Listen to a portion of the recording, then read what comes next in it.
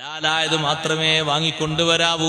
ഇത്രയും കാലം കാത്തു സൂക്ഷിച്ച ഈമാന് നശിച്ചു പോകരുത്, ഇഖ്ലാസ് പോയി പോകരുത്. ഹലാലായി എന്ന് പൂർണ്ണമായും ഉറപ്പുള്ള രീതിയിലുള്ള നല്ല ഭക്ഷണം ഏതെന്ന് നോക്കിയിട്ട് അത് വാങ്ങിക്കൊണ്ടുവരണം. അതേ ഭക്ഷിക്കാൻ പറ്റൂ. എവിടെയും ശ്രദ്ധിക്കേണ്ടതും സൂക്ഷിക്കേണ്ടതുമാണ്. കീടകങ്ങളിൽ മാത്രമല്ല, പുറത്തു പോകുമ്പോഴും ശ്രദ്ധിക്കേണ്ടതാണ്.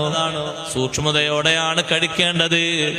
കടിക്കുന്നത് മോശമായാൽ തഖ്വ കുറഞ്ഞു പോകും, ഇഖ്ലാസ് കുറഞ്ഞു പോകും. കണ്ടില്ലേ, ഇജാബത്ത് കുറഞ്ഞു പോകും, സ്വീകാര്യത കുറഞ്ഞു പോകും.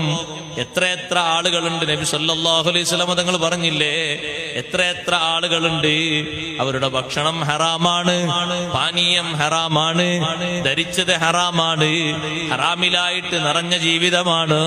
ഫഅന്നാ യുസ്തജാബു ലിദാലിക, അവൻ എങ്ങനെ ഉത്തരം നൽകപ്പെടാനാ? അതുകൊണ്ട് കടിക്കുന്നത് ഹറാമാകരുത്. ഇബാദത്തിന് തീരെ ലദ്ദത്ത് ലഭിക്കുകയില്ല. ഒരു ചെറിയ ധാന്യം എടുത്തത് മാറിപ്പോയപ്പോ, ഇബാദത്തിന്റെ മധുരം നഷ്ടപ്പെട്ടപ്പോൾ ഉമ്മയോട് വന്ന് ചോദിച്ചുകൊണ്ട് അത് തിരുത്തിയിട്ട് പൊരുത്തപ്പെടിച്ചിട്ട് ഇബാദത്തിന്റെ മാധുര്യം എനിക്ക് ലഭിക്കണമെന്ന് ആഗ്രഹിച്ചു പോയ മഹാരഥന്മാരില്ലേ, പഴയകാലത്ത് ജീവിച്ചു പോയവരിൽ.